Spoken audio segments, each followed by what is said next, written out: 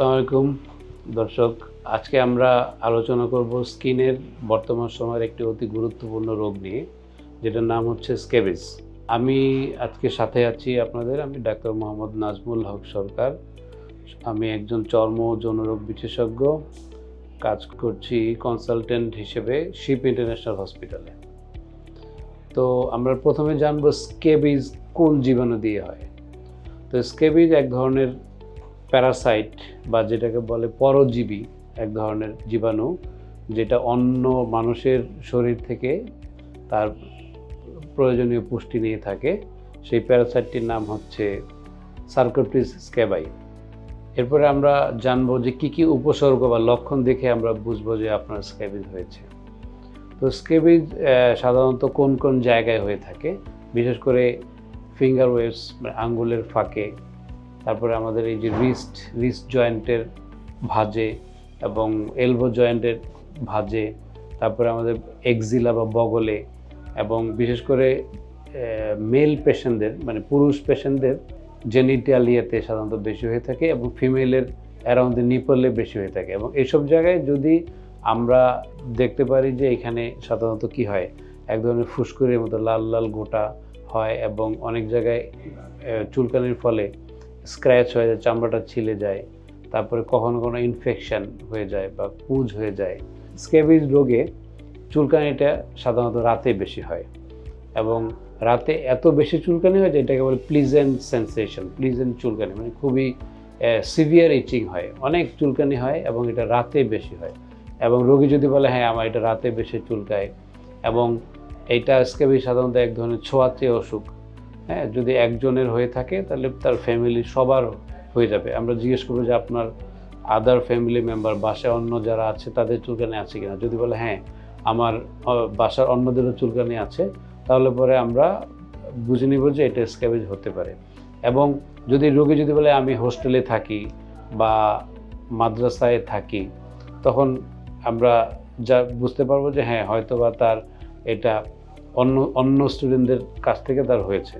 এবং স্ক্যাবিজ সাধারণত কাদের বেশি হয় এটাও আমরা জানবো, যে যেসব জায়গায় অনেক লোক একসাথে থাকে, হাইলি পপুলেটেড জায়গা, যেমন হোস্টেল বা স্ল্যাম এরিয়া বা বস্তি এরিয়াতে, হ্যাঁ, যারা এক রুমে অনেক লোক থাকে তাদের সাধারণত এই স্ক্যাবিজ রোগটা বেশি হয়ে থাকে।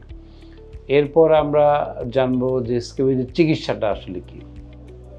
স্ক্যাবিজের চিকিৎসার মধ্যে আমরা রোগীকে আগে এডুকেশন দিব যে হ্যাঁ আপনার এই রোগটা এক ধরনের ছোঁয়াচে অসুখ, এটা নিয়মিত যদি চিকিৎসা করানো হয় তাহলে পুরোপুরি নির্মূল হয়ে যাবে, আর যদি চিকিৎসা না করানো হয় তাহলে এটা আস্তে আস্তে অন্যদের মধ্যে ছড়ায় যাবে এবং এটা কখনোই পুরোপুরি ভালো হবে না।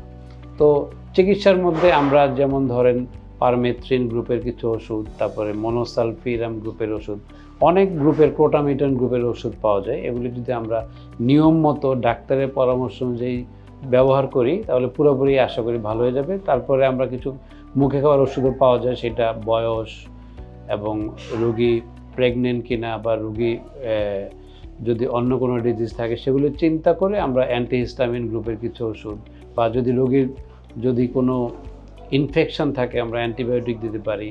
তারপরে স্ক্যাবিজের কিছু সাবান পাওয়া যায়, সেটা ব্যবহার করতে হবে এবং রোগীকে পরামর্শ দিতে হবে যে আপনি যখন এই স্ক্যাবিজের ওষুধ ব্যবহার করবেন তখন অ্যাজ এ হোল মানে তার ফ্যামিলি মেম্বার সবাইকে একসাথে চিকিৎসা নিতে হবে।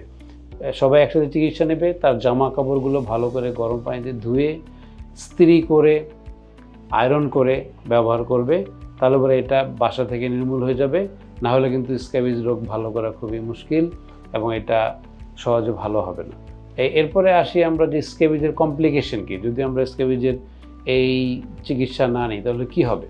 তো যেটা হবে যে স্ক্যাবিজের পরবর্তীতে যে স্ক্যাবিজ থেকে ইনফেকশন হবে, তারপর এক্সিমাটাইজেশন হয়ে যাবে।